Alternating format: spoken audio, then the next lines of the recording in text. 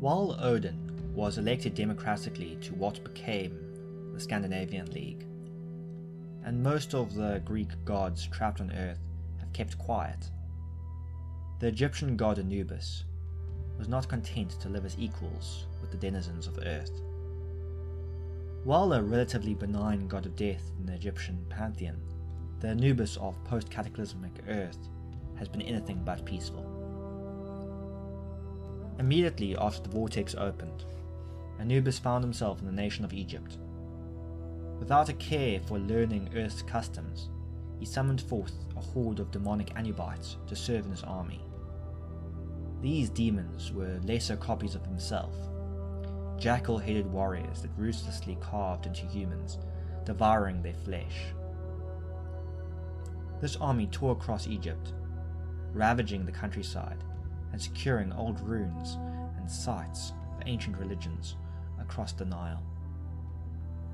The scholars soon came to realize that the Nile was a way line itself, a river of intense magical energy that sustained Anubis and his horde.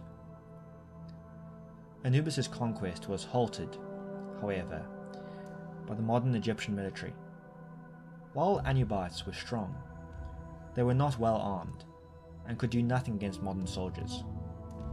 After his failed siege of Cairo, where his horde was routed, Anubis turned into a bandit leader, using his enigmatic horde of lesser clones to prey on civilians in the rural parts of Egypt.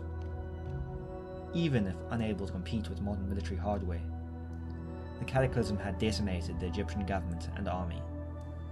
They were only able to defend the major cities, leaving the rest of the country to the mercies of monsters.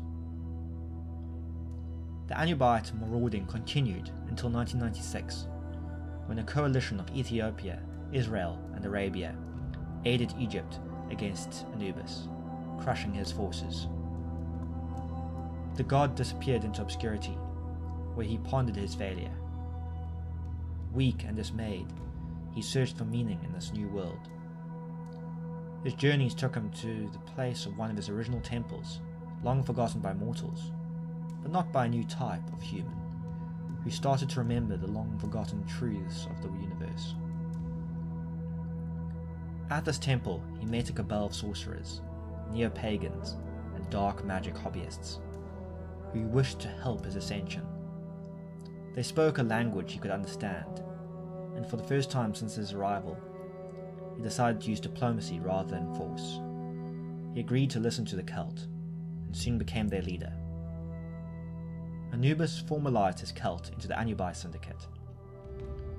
With the help of his human followers, he began a campaign of subterfuge, infiltrating the government and army. When his support in the shadows reached critical mass, he organized a coup among unknowing military and political leaders.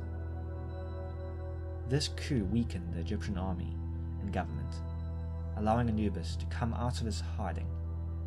Desperate for leadership, many civilians flocked to Anubis' banner, where his fanatical troops and demonic Anubites were able to seize major cities.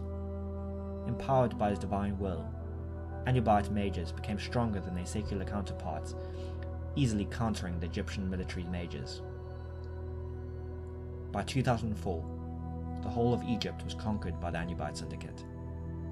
Coalitions of neighboring nations attempted to fight the threat, but were unable to fully occupy Egyptian cities for long, as Anubis' followers maintained an intense guerrilla war to oust infidels.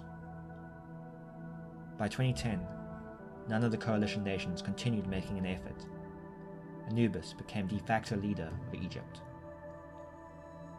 At the time, the world shuddered at the prospect of Anubis conquering the world.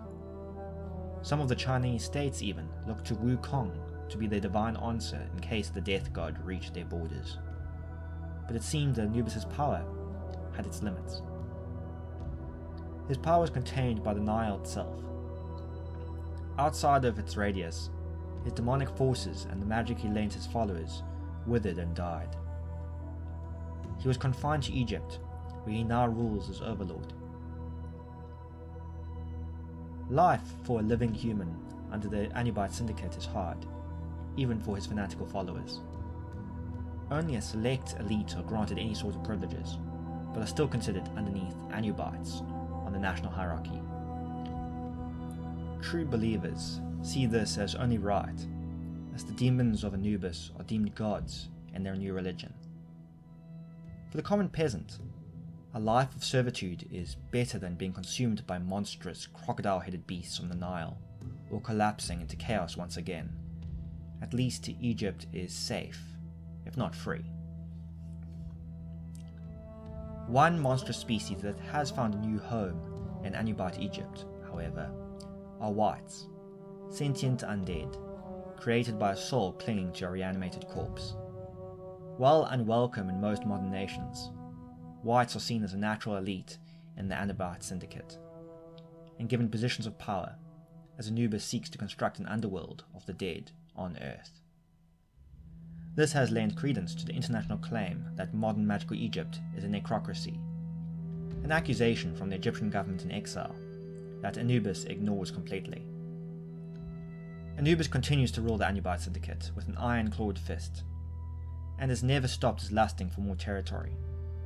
One day he may build an army that can trek far past his own borders, and when that day comes, will the world be ready to face him?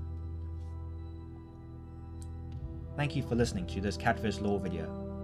Make sure to watch the others, and if you haven't already, check out the Cat Drummond series on Amazon. Please like and subscribe if you enjoyed, and I can't wait to see you next time.